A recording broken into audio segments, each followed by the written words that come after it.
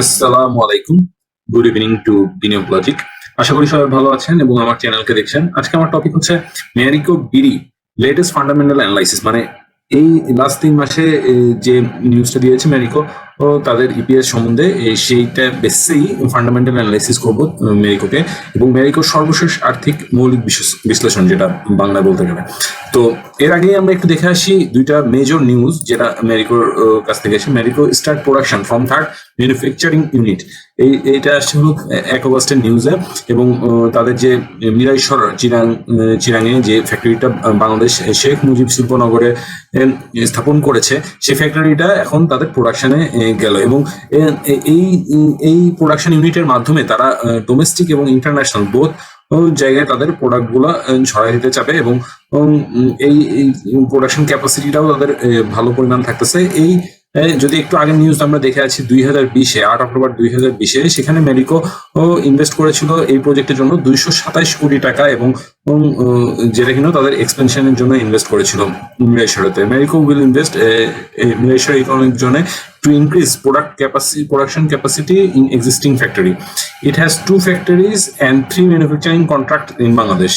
তখনও ছিল 2টা এবং এটা নিয়ে 3টা হচ্ছে। The company has 29 ব্র্যান্ড এবং 152টা প্রোডাক্ট। যদি ওভারঅল 12 বছরের মানে এক ডিকেডের তাদের রেভিনিউ ইনক্রিজ হয়েছে প্রায় 83%, টাকা 979 করোড়ের মতো, এবং net profit also lift by 292%, এটাও ইনক্রিজ হয়েছে টাকা 264.62 করোড়ের মতো। তো Marico cash dividend pay out, যেটা কিনা আগে মাত্র 45% ছিল 2010-এ, সেটা হয়ে গিয়েছে পরে 950% ইন 2020-তে। এই ইন্ডিয়ান মাল্টিন্যাশনাল কোম্পানিটা বাংলাদেশে ব্যবসা করে আসতেছে অনেকদিন ধরে এবং তারা কিন্তু মানুষের আস্থাটা, তাদের প্রোডাক্ট এবং ট্রান্সপারেন্সি দিয়ে মানুষের আস্থাটা তৈরি করতে সক্ষম হয়েছে। চলুন এখন দেখে আসা যাক ম্যারিকোর ফিনান্সিয়াল স্টেটমেন্ট, যেটা FY24 এর আর্নিং সামারি থেকে আমাদের দেখা যাচ্ছে যে ইপিএস তাদের 29% মতো ইনক্রিজ হয়েছে, যা কিনা এখন বিডিটি 42.2, এটা এক্সপেকটেশন বাই 5%। এটা কিন্তু সবাই ধারণা করছিল 24% মতো বাড়বে, মানে অ্যানালাইসিস্টরা, কিন্তু সেই হিসেবে 5% আরো বেশি তাদের এই এপিএস গ্রোথটা হয়েছে। সেলস আপ বাই 9% মতো সেলস আপ হয়েছে ইয়ার টু ইয়ারে, এবং inflation and price hike put pressure on volume sales. Inflation এবং প্রাইস হাইকটা এই সেলস হাইকটাকে একটু পুশ ব্যাক করেছে। Once inflationary impact moderate growth to reach double digits. যদি কিনা ইনফ্লেশনটা কম থাকতো কারেন্টলি, তাহলে হয়তো তাদের একটা ডবল ডিজিটে গ্রোথটা হইতে পারতো। গ্রস মার্জিন বাড়ছে হলো 604 BPS year two year, driven 20% cheaper copra prices. Marico did not declare interim dividend. কোনো dividend দেয় নাই। Dividend payout likely to increase when austerity measure relax. Meanwhile, cash balance rose. তাদের হাতে কিন্তু ক্যাশ আছে, কিন্তু তারা ডিভিডেন্ডটা দিতে পারেনি। এবার Marico will enjoy more interest income on the cash. তারা চাচ্ছে যে ইন্টারেস্ট ইনকামটা বাড়তি হোক এই ক্যাশের মাধ্যমে। আরেকটা বিষয় এখানে বলার, যে ইউক্রেন এবং রাশিয়ার যুদ্ধ কিন্তু এখনো কন্টিনিউয়াস আছে, মানে শেষ হয়ে যায়নি বা তাদের উইথড্রয়াল আসে নাই। তো দ্যাটস ওয়াই কিন্তু সকল মাল্টিন্যাশনাল কোম্পানি একটু শেকি পজিশনে আছে যে সামনে কি হয়, তাই তারা তাদের বর্তমান অবস্থা ফাইট করার জন্য ক্যাশটাকে হাতে রাখার চেষ্টা করতেছে। তো রেভিনিউ যেটা আগের বছরে Q1-এ ছিল 3647, সেটা এবছরে Q1-এ আছে হলো 3962। গ্রস প্রফিট যেটা আগের মিলিয়ন, এটা অবশ্যই মিলিয়নে আছে। গ্রস প্রফিট যেটা কিনা 1903 ছিল, এখন আছে 2307, সেটাও মিলিয়ন টাকা। এবং অপারেটিং এক্সপেন্সেস তাদের কিছুটা বেড়েছে, ইবিআইটিও কিছুটা বেড়েছে, পিবিটিও আমরা দেখতে পাচ্ছি কিছু বাড়ছে। ট্যাক্সও তারা এখন একটু বেশি দিচ্ছে যেহেতু রেভিনিউ বেশি। এনপিএটি এটা হলো আগে ছিল হলো 1029, এখন হয়েছে 1329 মিলিয়ন, এটা কিনা 29.1%। এবং ইপিএস বিটিটি এটাও আগে ছিল যেটা Q1-এ 32.67, এখন হয়ে গেছে 42.18, এটাও কিন্তু 29.1% মতো বৃদ্ধি পেয়েছে। তো আমরা ক্লিয়ারলি দেখতে পাচ্ছি যে আর্নিং রোজ করেছে 29% মতো আগের বছরের এফওয়াই ফার্স্ট কোয়ার্টারের থেকে। এবং যদি এখানে গ্রাফ দেখি, হিস্টোরিক্যাল গ্রাফটা নেট প্রফিট মার্জিনের, তাহলে 2021-এ তাদের ছিল হলো 27.1% মতো ফার্স্ট মাসে, এবং এভাবে করে যদি আমরা একটু দেখি তাহলে কিন্তু গ্রাফ আপ ট্রেন্ডের দিকেই আছে, দেখা যাচ্ছে এনপিএটিরও গ্রোথ ইয়ার টু ইয়ার আপ ট্রেন্ডের দিকে আছে। Historical EPS BTT net profit যদি আমরা দেখি তাহলে দেখব যে এটাও হিস্টোরিক্যাল ইপিএসও আপ ট্রেন্ডের দিকে আছে। ইয়ার টু ইয়ার রেভিনিউ গ্রোথটা একটু ডাউনে আছে, মানে আগের বছরে যে রেভিনিউ করেছিল তার থেকে একটু কম, বাট সেটার কারণ হচ্ছে যে বেসিক্যালি এখনকার গ্লোবাল সেলসটা একটু কম ছিল।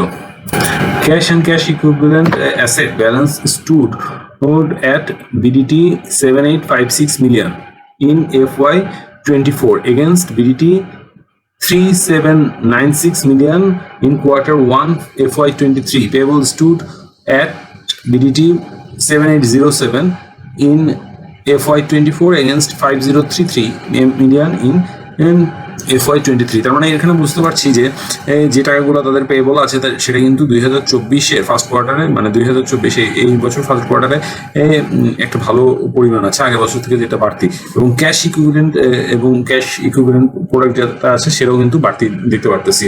তো এই দুইটা দিক দিয়ে কিন্তু কোম্পানিটা ভালো দিকে আছে। Marico imported raw materials on ক্রেডিটের র ম্যাটেরিয়াল তারা ইম্পোর্ট করে, reduce dividend payment and reduce করছে ডিভিডেন্ড পে আউট যেটা আছে, both of them led to a high cash balance, যেটা কিনা হাই ক্যাশ ব্যালেন্স রাখতে তাদের সক্ষমতা জারি করছে।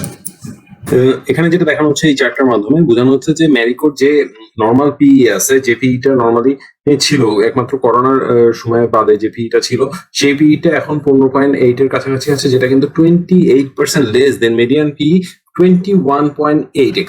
তো এই পিটার থেকে আপনারা দেখতেছেন এটা লেস, তো সেই হিসেবে কিন্তু এই শেয়ারটা এখন কেনার জন্য পি তাদের কিন্তু কম আছে বোঝানো হচ্ছে। বাট যদি কোনোভাবে এই শেয়ারটার ফ্লোরটা ছুটে যায় 1900 টাকায় পাওয়া যায়, দেন ইট উইল বি আরো মোর বেটার, অবশ্যই বেটার। বাট কারেন্টলি আপনারা এটাকে এসআইপি মেথডের মাধ্যমে ইনভেস্টমেন্টটা স্টার্ট করতে পারেন। তো ফিনান্সিয়াল সামারিতে যদি আমরা দেখি, ইপিএস গ্রোথ কিন্তু ম্যারিকোর FY20 ছিল 30.8%, FY21 17.5%, FY22 14.3%, FY23 9%, এবং FY24 এবং 25 যথানিয়ত 24% এবং 14.7%, FY24 এবং 25 হলো ফরওয়ার্ডের। ফ্রি ক্যাশ ফ্লো কিন্তু পজিটিভ দিকে তাদের থাকবে আশা করা যাচ্ছে, এবং net cash from operating expenses তাদের পজিটিভ দিকে থাকবে, এটা এই চার্টের মাধ্যমে দেখা যাচ্ছে।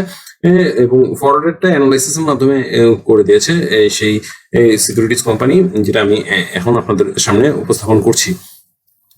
ব্যালেন্স শিটেও কারেন্ট অ্যাসেটের পরিমাণ আগের থেকে বেশ বেড়েছে, তারা কিন্তু ক্যাশ রাখতে পছন্দ করতেছে এখন, এবং ডিভিডেন্ড ইয়েল্ডও কিন্তু আগের থেকে বাড়তেছে, এবং ধারণা করা হচ্ছে FY25 একটা ভালো পরিমাণ ডিভিডেন্ড তারা দিবে।